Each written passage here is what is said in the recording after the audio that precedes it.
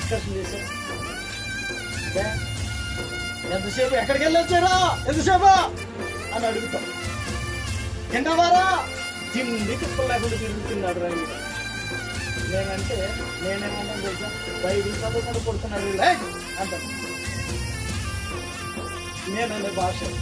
మీరేమంటారు, తిండి తిప్పలు లేకుండా తిరుగుతాను. తిన్నవారా, తాగేవా, ఎక్కడికి వెళ్ళొచ్చావు, ఆ బట్టలు మార్చుకుంటే కాదా, స్నానం చేస్తే కాదా, ఆ జుట్టు కట్ చేయించుకుంటే కాదా, ఇన్ని జాగ్రత్తలు చెప్తారు కదా. ఏ రోజన్నా బైబిల్ చదివితే కాదా అన్నారా మీ పిల్లలు? ఫాదర్స్ డే కదా, బైబిల్ చదివితే కాదా?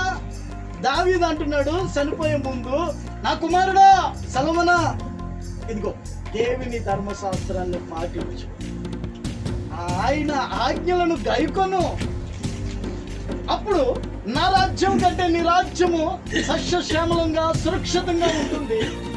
ఆ తర్వాత వచ్చే తరంలో నీ నుంచి వచ్చే నీ సంతానము సింహాసనం మీద కూర్చుండక మానరు. మరి నీ పిల్లలకి ఒక్క రోజన్నా అడుగుతున్నావా, ఒక రోజన్నా చెప్తున్నావా బైబిల్ చదువు?